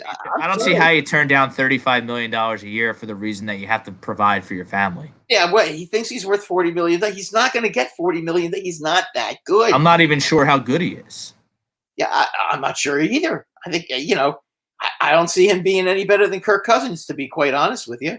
I put him like on the same level as I put Cousins. That's fair. I mean, Cousins certainly has a better arm than Dak. And when has Dak ever won a big game? Bob Brinkman checks in. The Patriots do not have the guy that can make it happen. No one can carry that offense. I mean, they still have a good defense, though. Julian Edelman? Maybe Julian Edelman will play quarterback like he did at college. No. Probably not, but no. I just don't see. I think they finished last in the AFC East, the Patriots. Taylor Bowers. I'm good with going against either QB. Birdseed line is eating this year. Look, I've been very critical of Howie Roseman and the Philadelphia Eagles ever since the NFL draft. But I do maintain the opinion that the Eagles are just good enough to outlast Dallas and New York, Washington's afterthoughts, to win the NFC East. I think the Eagles are a 10-6 team this year. And I do think that that's going to be good enough to win the NFC East. The Cowboys, I don't know, 9-7, 8-8 again. I mean, even if they win 10 games and Dallas jumps up and wins 11 somehow because they score a bunch of points, I mean, 10 wins is going to get beat. Dallas is going to have that same nasty schedule that the Eagles and the Giants have. I mean, the Eagles is even more nasty. I was just looking at, apparently mock schedules are the new thing now. Instead of mock drafts, you have mock schedules. We know the opponents have been determined for quite some time. Now you have Gronies out there making up mock schedules. Well, you can't do that because you don't know when. Which is just the most stupid, most idiotic thing ever. Yeah, that's just silly. That's just silly. The NFC East, they're going to play the NFC West, which I think is the best division in football. Yeah, it's going to be. Listen, I can make an argument for all 4 teams in the NFC West to win that division. Yeah, I agree with you. And then the NFC East also plays the AFC North. So that's going to be a bargain that you got. You know, the Ravens. The Ravens are a lot better than any of the teams in our division. I hate to say it, but Ravens are the best team in the league. Yeah, the Steelers. I mean, Steelers are a very tough team, no matter where you play them. You want to definitely play the Steelers on the road, though, because they're definitely a lot better at home. For whatever reason, they don't play well on the road. But I mean, the Steelers are good too, and Cleveland should step up because now they've got a real coach. I think the big problem with them was the coach. You can't have a coach with all those egos. Who they get again? I don't know, but it has to be better than Freddie Kitchens. Oh, they got the Minnesota guy, whose name escapes me right now. Yeah, that escapes me as well. But it's got to be better than Freddie Kitchens. Freddie Kitchens, come on, that was a terrible pick. I mean, I also think it's interesting that Cincinnati's probably going to win 4 or 5 games. I could see that. But how about them going with Burrow right out of the chute, which I love, by the way. Well, I think that's the way to go. I mean, I think you got to let him. I think you got to let him play. Why delay the inevitable? It's just insulting to Andy Dalton's intelligence that you let it. Okay, you're the starter. You're our starting quarterback. Like, no, he's not. No. I mean, they first in the draft. Let him go play. They did right by Andy Dalton. I mean, that wouldn't. I mean, Andy Dalton's been there for a long time, and he got that team to the playoffs quite a few times. They may not have won, but you know what? He did a hell of a lot better than most of the other quarterbacks Cincinnati's had.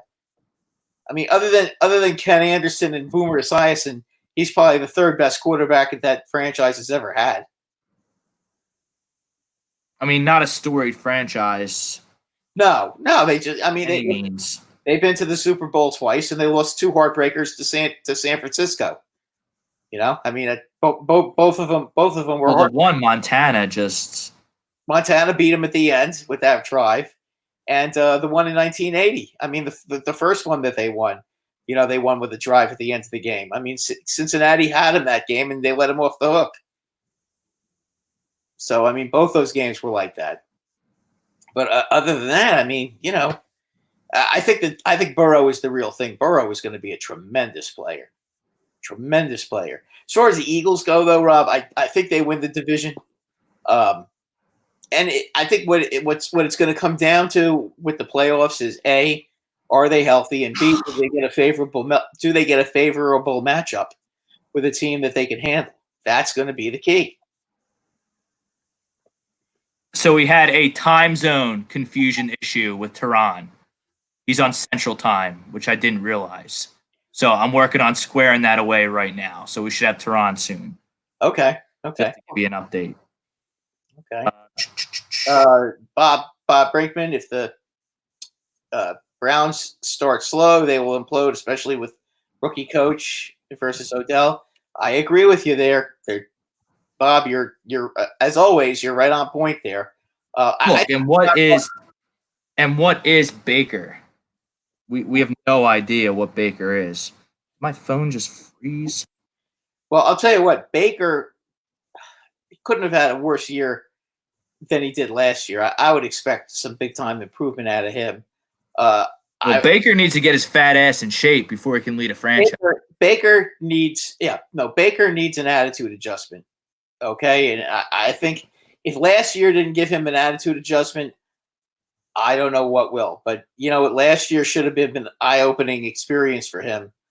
He's got way too much talent with those receivers to have been that bad. And what, the play calling on that team was terrible.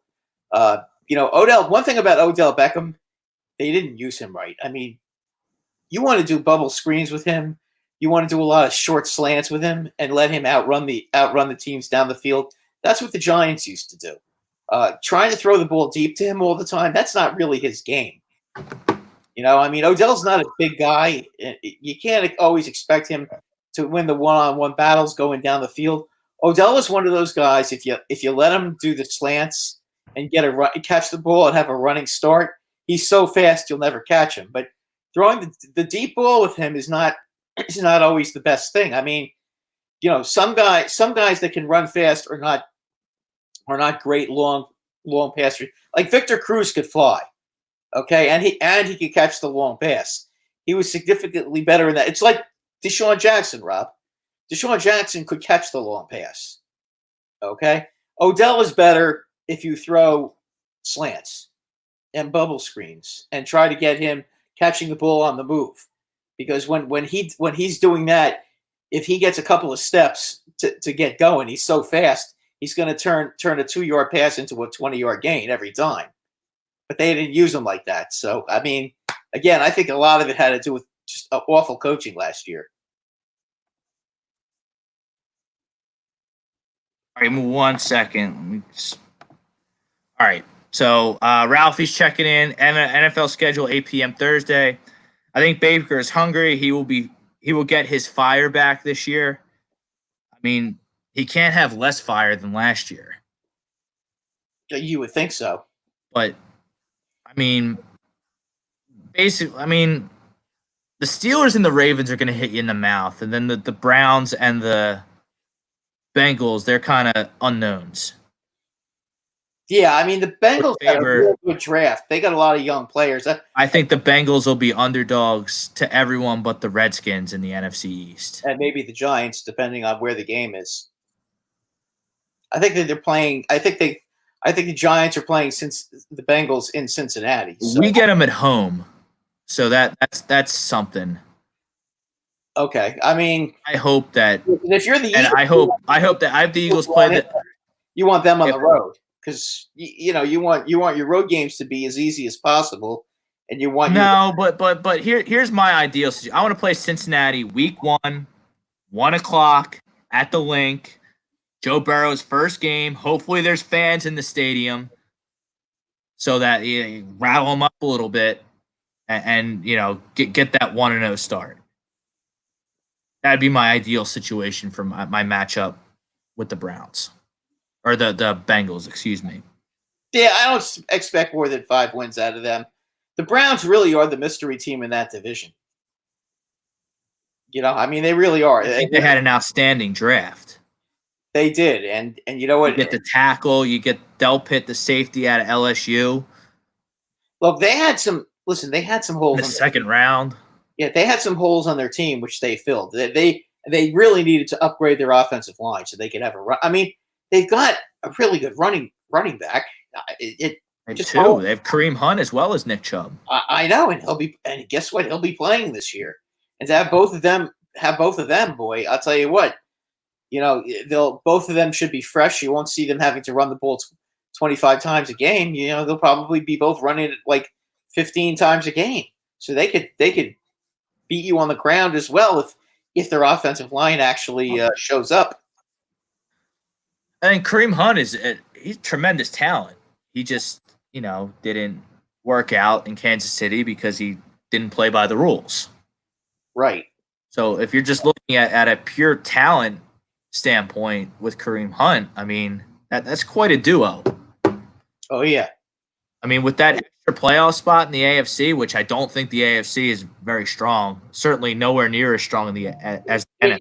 The AFC is top heavy. You got 2 really great teams at the top, and then you've got your with Kansas City and the Ravens, and then the next I think the next tier is then the Titans and then you have the Colts You know, and I think that's where, and the Buffalo Bills, and I think that's where that's kind of where it's going to be.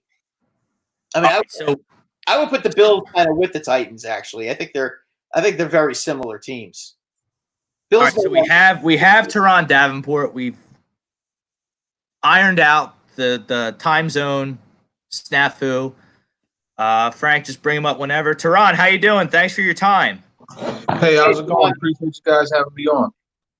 Yeah, my apologies on the scheduling time zone snafu. I didn't realize that you were on Central Time there, but glad we got it straightened out. Glad we were able to have you on the program. We're just talking. I don't know how much of it you heard. We were just talking kicking AFC. This obviously the schedule comes out on Thursday.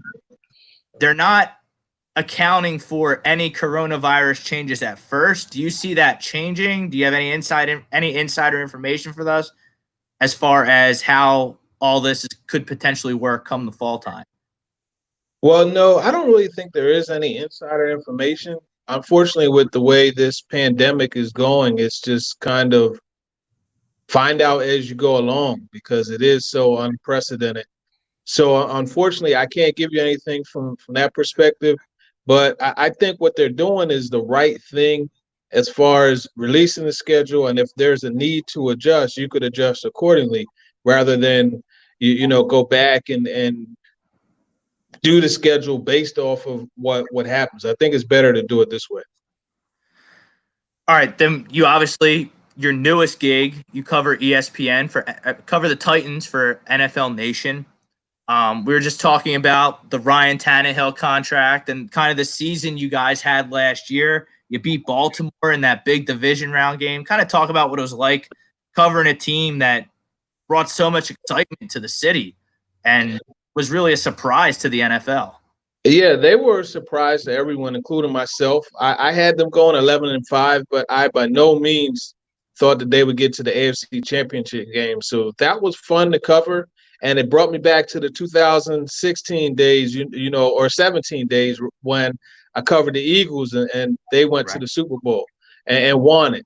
But as far as the excitement's concerned, I mean, it was just a tale of two seasons, basically, because once Ryan Tannehill took over, that offense just took off. And it wasn't just because of Tannehill. It's just everybody collectively came along. The offensive line came together with Nate Davis beginning to get more experience and not be a raw rookie, and they just started to play really well. And Derrick Henry, I mean, good gracious, what he was able to do last year was unbelievable. And Tannehill, the way that he and A.J. Brown connected, it was fun. Just every time you saw him throw the ball to A.J. Brown, you knew that there's a good chance that he was scoring. I mean, this guy averaged 20.2 yards per carry.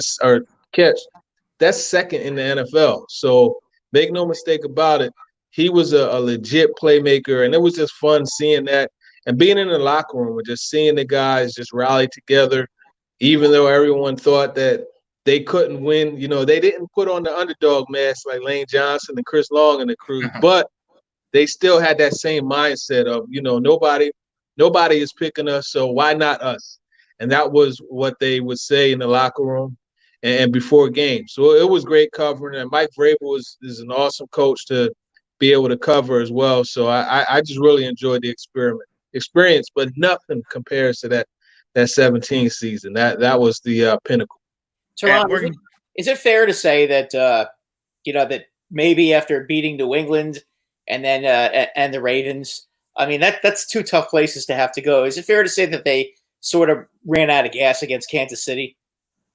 I wouldn't say they ran out of gas. It's just, man, that Kansas City, man. When you're covering Tyreek Hill and Sammy Watkins and Travis Kelce, Demarcus Robinson, that's a lot to deal with. And then on top of that, you got Patrick Mahomes delivering them the ball. They were in the game for a bit, but unfortunately, the guys up front couldn't get home. And Mahomes was able to find more time, and having to cover those guys for 4 seconds is not something that any secondary is going to be able to do. And that's really what happened. And then once the game started to, get a little bit out of hand, they had to get away from the running attack. And that's what their offense is based on. And that's different from how they were as far as some of the other games where they were down by 9 and 10 points in the fourth quarter. They still ran the ball because they were able to. But against the Chiefs, it was different. Henry had 3 carries in the second half. So that just wasn't going to work. I don't think they ran out of gas. The deficiency up front really showed, and that's something that they needed to address this year. Do you feel that they addressed it? Yes and no. Honestly, when you look at the roster construction, as John Robinson, the GM, calls it, it's still not complete. So that tells me is Jadeveon Clowney is still on the table. But I think adding a guy like Vic Beasley, if they could get the Vic Beasley that had, 4 sacks in the last 4 games of the previous season, or the guy, that led the NFL in sacks in 2016, then they made an improvement. But it's just tough when you're banking off of digging deep and pulling the positive side of a player out. So I would say they got better, but I don't think they got significantly better. And then you got to look at the loss of Jarrell Casey. That's a major loss for them. Before I ask you a few Eagles questions about your old stopping grounds, how would you handicap the AFC South at this point in time? Obviously, you have the Colts, who have a pretty complete roster. The Titans have a pretty complete roster as well. The Jaguars, not really sure about them. And then Forget them. Kind of a wild card down there in Houston. Yeah, I think right now, the Colts, if you look top to bottom, roster-wise, I think they're the team to beat. But then after that is the Titans. And I'm sorry, long as number 4 is under center, I'm never going to count the Texans out because Deshaun Watson is he's different, and it's the same thing like with the Eagles. When number 11 is back there, I'm not counting them out either. It's just the way it is. And that's how both of those players, that's what they bring to the table. A perfect segue into what is the Carson Wentz quarterback. I'm going to say controversy, but people, including myself, are pretty perplexed by this 53rd pick in the draft of Jalen Hurts. It's a very polarizing pick. You have people like me who hate it. You have others that understand it. And you have others that are just don't think Carson Wentz is that good and think Jalen could potentially be the guy here. What do you make of this pick? Because the fans are confused here. Yeah, well, Carson Wentz is very good. I don't think that's anything that can be disputed or discussed. I saw firsthand what that kid could do, and you guys have seen it for multiple seasons, so you know. The question with Carson Wentz, right, wrong, or indifferent, is when will he be able to play a full season, including a playoff game? That's the question. And I'm not saying that he's injury prone, but I will say you have to look at the facts. He has been injured every year since high school, right? So we're looking at multiple injuries, and is it his playing style that puts him in that position to be injured? I think there's something that could be said to that, but his playing style is what makes him great. So a long story short, I think when you bring in a guy like Jalen Hurts, and it's, in my opinion, is no different to when they paid Nick Foles a high amount of money to be the backup quarterback. And basically what it is, it's an insurance policy. Unfortunately for the Eagles last year, they kind of got caught with their pants down. And Josh McCown, hey, listen, he gets an E for effort. He tried as much as he could, but unfortunately he just wasn't able to get the job done. And I think when you bring in a guy like Jalen Hurts, I think he can do that. He can be the insurance policy. But above that, when you look at Doug Peterson and what he's able to do as far as creating packages for different players, I think that gives them an element that they didn't have before. It's a copycat league. And you know what the Saints were able to do with Taysom Hill. I'll flat out say it. Jalen Hurts is a better quarterback than Taysom Hill right now. However, when you look at just the ability to impact the game as, a guy to have a package for, Hill is better, but still Hurts gives you that dynamic. So I think the pick, it makes sense. It's not exactly, what Eagles fans wanted, but I agree with the pick. I think it makes sense. There's value there. And then who knows, down the line, you could flip Hurts for someone. I mean, this is what Andy Reid did in the past with Kevin Cobb. He did it with A.J. Frippen Philly. You know what I mean? It got what? True. A second-round pick for Philly, with the Dolphins. So the value is there. You know what I mean? So I don't think it's a bad option. And the thing we have to remember, there's more than just the first 2 rounds in the draft. Mm-hmm. And I tell you what, if Franklin Field will open back up, I would put that Eagles receiver team against a lot of the 4x1 teams in the area. Kind of stole my thunder there, Turron. Did Howie Roseman do enough this offseason to get Carson Wentz the weapons and receivers he needs to return to his 2017 form? I really think he did. And I think when you add Hightower, who's a very dynamic player, everyone talks about the vertical speed, but he's pretty good yards after the catch as well. And Jalen Reagor, you know, you give that guy some really good quarterback play, which obviously Wentz brings to the table. He's a much more dynamic player than he was at TCU. That guy was hampered. It was frustrating watching TCU. So I think they did enough to give that man weapons. I think Wentz has a nice disposal. He's always wanted to push the ball down the field. Now he has guys that could legitimately run by the opposition. So he's in good shape. I like what they did, to be honest with you. And then getting Marquise Goodwin was just another bonus on top of it, you know, in addition to the draft. We got a question for our running back guru here at A2D Radio, Charles Manaran. Hey, Turron, I have a question. Do you think Corey Clement back on the team? Do you still think he's a star in the making? Keep doing great work out in Tennessee. Oh, man, I appreciate that, Charles. Yeah, Corey Clement, I really like him, man. And I think he did an excellent job of showing that he's more than just a volume running back. You know, he's a guy that they could use out of the backfield.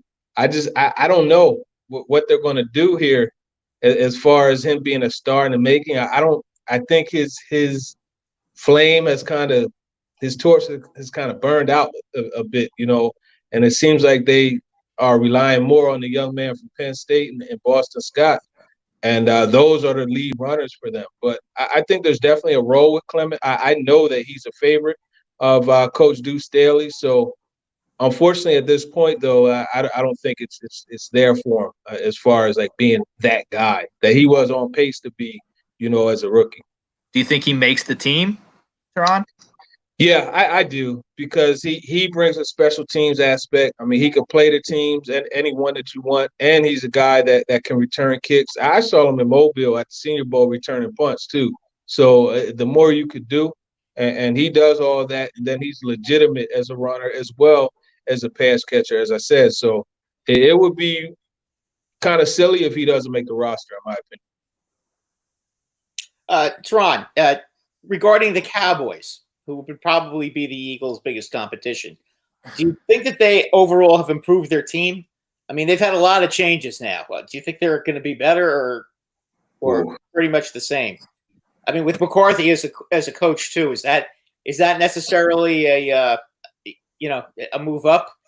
Because I'm not sure with McCarthy. I mean, he won a Super Bowl with Green Bay, but maybe he should have won more. That's the argument.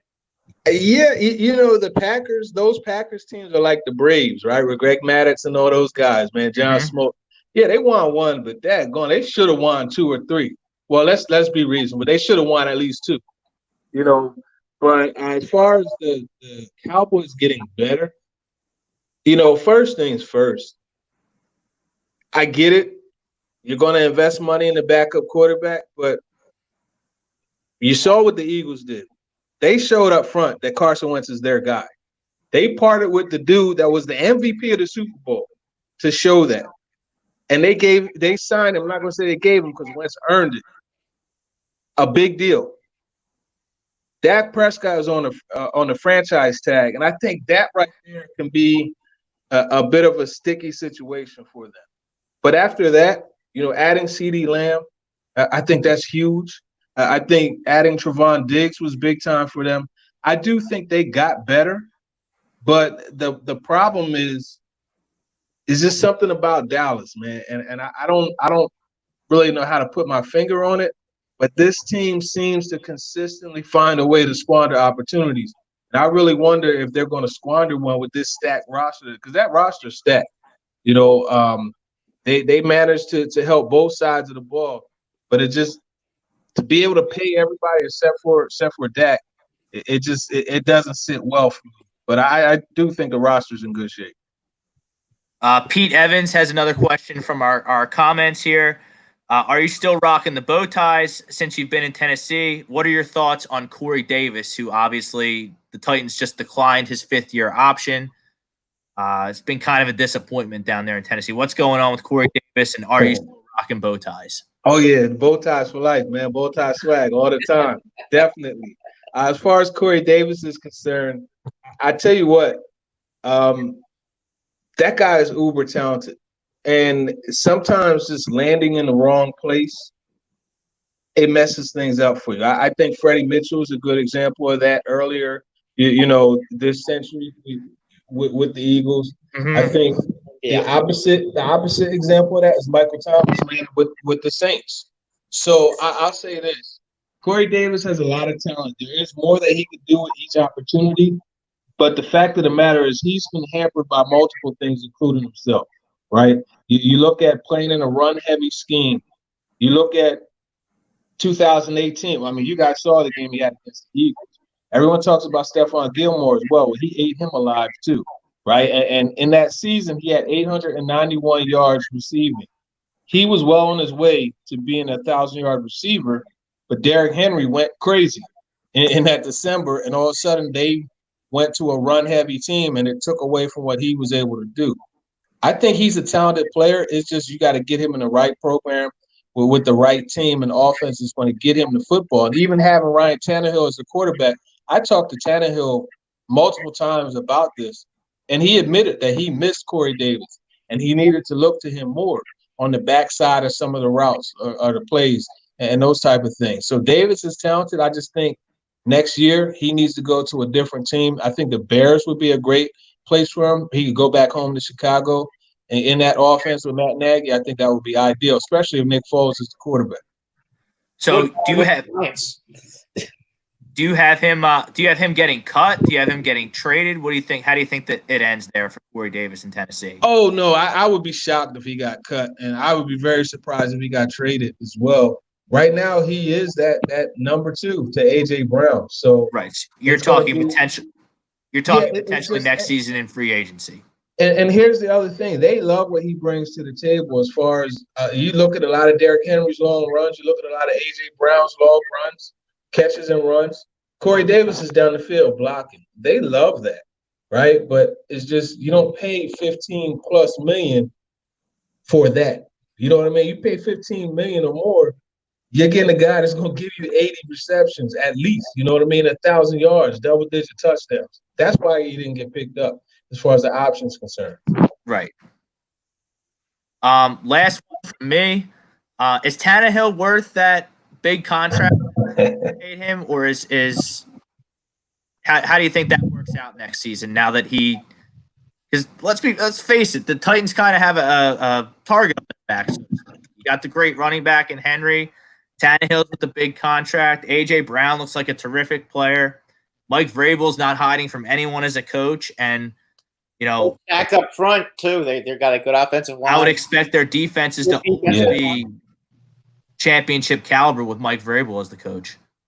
Yeah, I mean, here's the deal. I think he's worth that money. But what we have to look at it, the $118 million, that's funny money.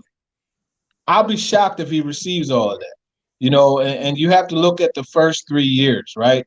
Next year, 2021 and 2022.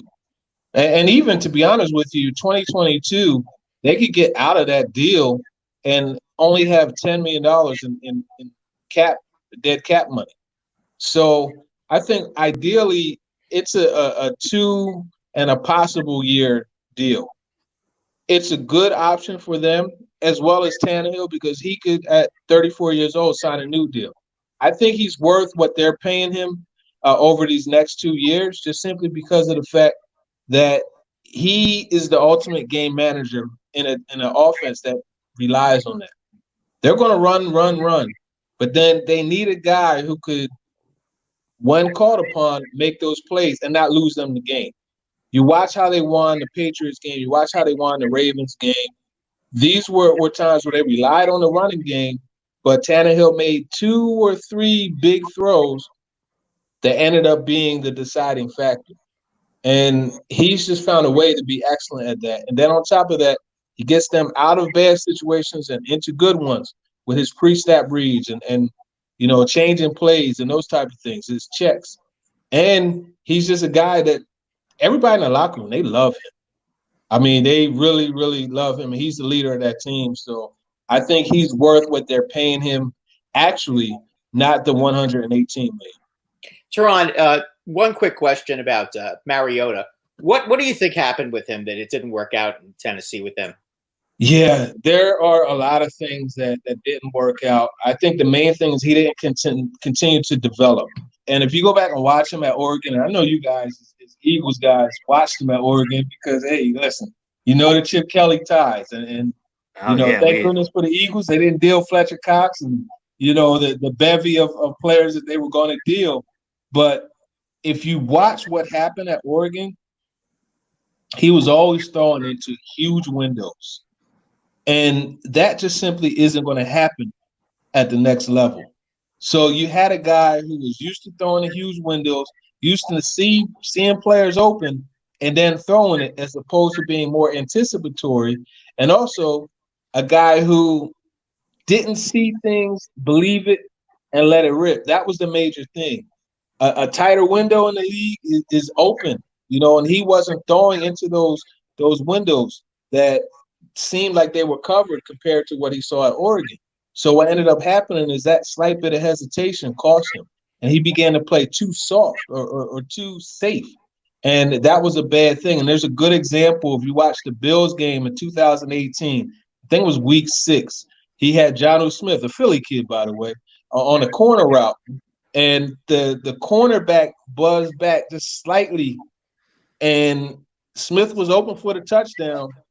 But Mariota didn't throw the football because he didn't feel that he was open, even though he was. And you can't have those type of things. And it's unfortunate because he has a lot of ability. And that's why you saw on third downs and fourth quarter, when it was do or die, he was delivering because he had no choice but to do it. And it's just unfortunate that it didn't work out. He didn't have the QB whisperers, so to speak, to develop it like Alex Smith. When he got Jim Harbaugh, he became a lot better. Unfortunately for Mariota, he didn't have that guy. Maybe Gruden could be that guy for him. I think there's plenty of talent. It just wasn't a matter of being that gunslinger and seeing it, believing it, and letting it rip. I remember the Mariota draft well. I was sipping Mariota margaritas, and I was trading everybody to get Chip Kelly his guy. So thank God I wasn't the GM that year. Man, hey, listen, it happens. It happens. We certainly thank you for checking in. Best of luck there in Tennessee. You do terrific work. We always look out for you on the national scale. We thank you for joining the show and be safe during this pandemic. Oh, yeah, man. I appreciate it, man. It's always fun. If somebody asks about the tight end position, Jonnu Smith is the starter. They're good to go. So there's no questions there. They got Anthony Ferkser, a Jersey kid as well, as the number 2. They're fine. That's how they addressed it. There you go. Great insight, as always, from Turron Davenport. Turron, thanks a lot. Folks. All right.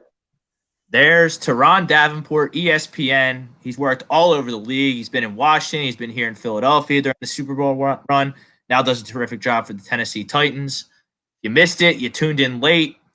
Stream us on iTunes, iHeartRadio, Spreaker, Spotify. Absolutely everywhere A2D Radio can be found. But some great insight there. Great insight into the Ryan Tannehill contract. Stuff I didn't realize. I don't really read if it's not a Philly guy, I don't really get into the contracts of out-of-town guys, but it's really a 2-year deal. Interesting about Mariota. Yeah. Because I could never figure out what the problem was. And it makes sense because, Chip did his Mickey Mouse offense there at Oregon, and he tried to bring that to the NFL. I worked in the worst way that year. It worked the first year, but, the thing is, teams adjust, and he couldn't adjust back. That really was the problem with Chip. I wonder if it would have been different. Let's say the Eagles did that deal on draft day. Obviously, they probably would have lost because Fletcher Cox is an incredible player. Oh, that would have been a terrible trade for them because Mariota. Would Mariota have done well with Chip? Would it have been a different story? Jeez, I don't know. There's no way of knowing. There's no way. Yeah, listen, he's got Gruden now. Gruden has always been pretty good with quarterbacks. So I mean, if Gruden has a hissy fit again with Derek Carr and decides he wants to put him in, we'll see what happens. Well, I think it's a great spot for Mariota because I don't think Derek Carr is all that great. No, and Derek Carr he might get to play. He might be the new Ryan Tannehill for the very well could be. Very well could be. Derek Carr comes in or doesn't perform, and Mariota goes in and kind of saves the bacon. Whether that result, if Gruden could get in his ear and say, "Throw the damn ball," and let the receiver do some of the work, maybe that's all it takes. Maybe his voice will be the difference. Sometimes it is. I mean, listen, Tannehill. Who would expected Tannehill to come in there and completely turn the team around? I mean, I realize Henry had a lot to do with it. I get that. But still, you have to give the quarterback some credit. Big time. It's the same thing. I've always liked Ryan Tannehill's skill set.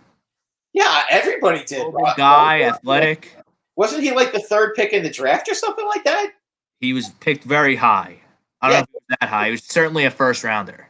Yeah, he was a high first rounder. I mean, the guy had ability. Everybody seemed to have thought that. All right, last thing before we go, the NFL lost a legend today, as Bob Brinkman points out. Coach Don dies today at 90. He had 16 winning seasons. He had 2 losing seasons. He coached in 6 Super Bowls. He's the only coach to lead an undefeated Super Bowl champion. So certainly, that was the Dolphins. You can speak to his greatness way better than me. Well, I'll tell you what. The whole thing with that 17-0 season is that he had a backup quarterback do most of the heavy lifting, just to let you know just how good that Dolphin team was. They had the defense. They had the defense. Yeah, well, yeah, they had the no-name defense that ended up being a lot of big names. But the thing is, you had Earl Morrall as the quarterback, who was a backup quarterback for most of his career, and I mean, he did what he had to do. And when it's kind of like the Tannehill thing. He let his running backs do most of the carrying of the ball. And you had 2,000-yard running backs back then, but he still had guys like Paul Warfield and Howard Twilley to throw the ball to. I mean, he had some weapons there, and he did. But the fact that he was able to do it with the backup quarterback, that says a lot. That says a lot. All right. Thank you to all our guests tonight. André LaCroix. Don't forget about his book. You can buy it on Amazon. It's called After the Second Snowfall, My Life on and Off the Ice. Check out that interview if you missed it on any of our streaming platforms. It was really entertaining. It was really fun. Thank you to NFL Nation's Titans beat reporter Turron Davenport for joining us.